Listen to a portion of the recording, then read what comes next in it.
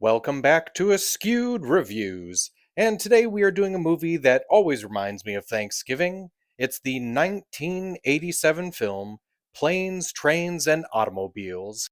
Here is your trivia question for today. What is the name of the book Dell reads at the airport? The answer will be at the end of this video. At the beginning of our film, it's 2 days until Thanksgiving. We're also in New York City, where we meet one of our main characters, Neil Page, who's stuck in a business meeting while his boss is trying to decide between different marketing campaigns. Neil can't wait to get out of the meeting and hopefully hurry home to his family in Chicago so he can be there in time to celebrate Thanksgiving.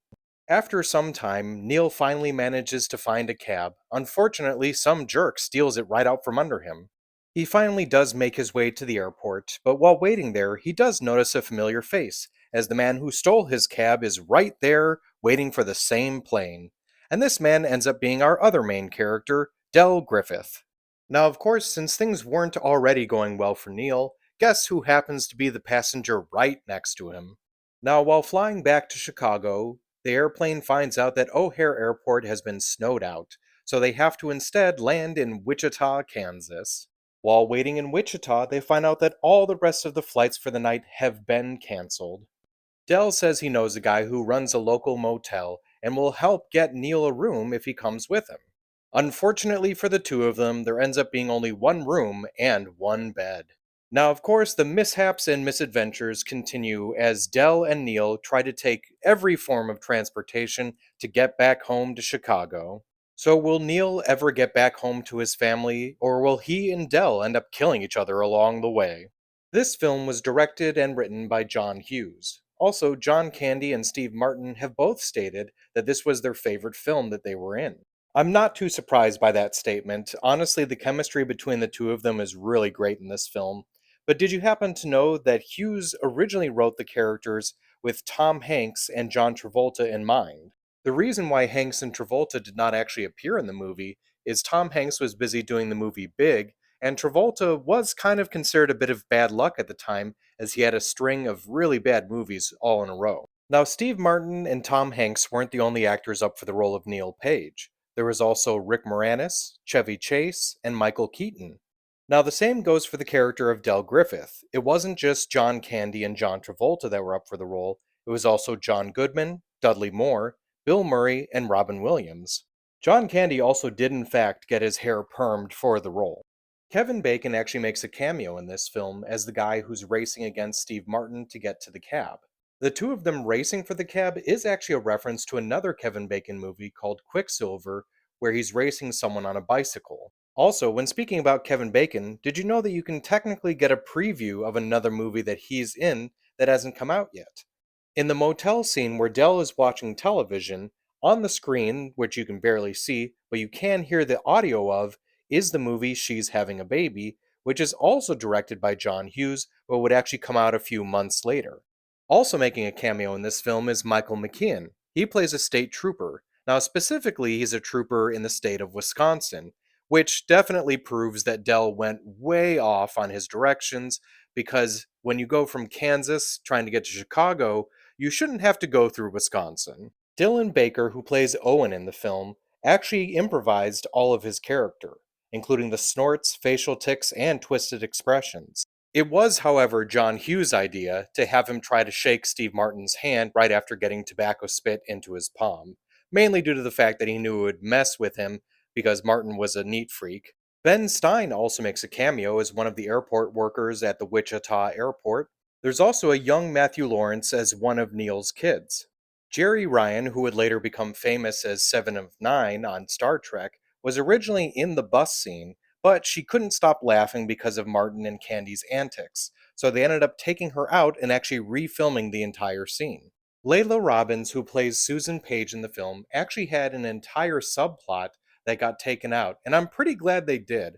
The subplot was that Neil actually either did at some point, or there was a worry that he would, had cheated on his wife, and the entire time she did not believe that there was any Del Griffith and that he was off cheating on her. Here's a common misconception that is actually not true. The house that is Neil's house is the same house from Home Alone. They're actually two completely different houses, but both are in Illinois. Now, the train station that was in Kansas was actually in a movie a few years earlier called The Natural. Now, there is actually a reference in this film to National Lampoon's Vacation, which was also written by John Hughes. If you didn't notice, the family roadster and the rental car look oddly similar. Here's something interesting that John Hughes has stated: 16 Candles, The Breakfast Club, Ferris Bueller's Day Off, and Planes, Trains, and Automobiles all take place in the same universe. In fact, Hughes even states that Del Griffith at one point lived a few houses down from John Bender. Hughes was actually inspired to write the story for this film because of a flight he actually had from New York to Chicago, where the flight was also diverted to Wichita, Kansas. It ended up taking him 5 days to get home. Also, when speaking about flights, did you know that all of the outside footage of the airplane is from the movie Airplane? Did you happen to recognize any of the names of the transportation companies in this film? Probably not, as they were all fictitious, as no transportation company wanted to appear inept in the film. Here's something random you may have never noticed. Remember how Dell was a shower curtain ring salesman, and you remember how he stole the cab from Neil? Well, when the cab drives off, in the little puddle of water where the cab once was, is actually a shower curtain ring. During the marathon car rental scene, the F word is used 19 times, and this is what changed the movie from being PG to PG 13. Edie McClurg, who played the car rental agent, actually completely improvised her conversation on the phone. Here's something I found fascinating: the scene where Neil is on the train and realizes the truth about Dell. What's actually happening is random footage that was being recorded. At this point, Martin was actually preparing for a scene in his head, and Hughes saw this footage and felt that it worked perfectly at conveying the right moment. Elton John was originally hired to write the theme song for this film. 2 days before it was about to be recorded, Paramount Pictures issued a demand that this original song become their property. Polygram, which at the time was Elton John's recording company, refused, and this is why Paul Young's Every Time You Go Away became the theme song. For quite some time, there's been talks of making a remake of the film. Now, in 2020, there was two possibilities. They were talking about Will Smith and Kevin Hart, or Drew Barrymore and Adam Sandler redoing the film. Now, when it comes to this film, Planes, Trains, and Automobiles, I absolutely love this movie.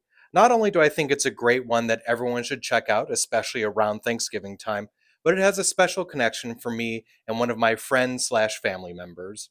So I'm going to give this movie a 5 out of 5. Now, if you can't get enough of this movie, there actually was a card slash board game created, so check that out at some point. And as for recommendations of other films that have a similar feel, I would say National Lampoon's Vacation, Throw Mama from the Train, What About Bob, and Identity Thief. As for the trivia question from the beginning of this episode, what is the name of the book Dell reads at the airport? It is an adult book called The Canadian Mounted. I hope you enjoyed this episode of Askewed Reviews, and if there is a movie you'd like to see get a review, mention it in the comments.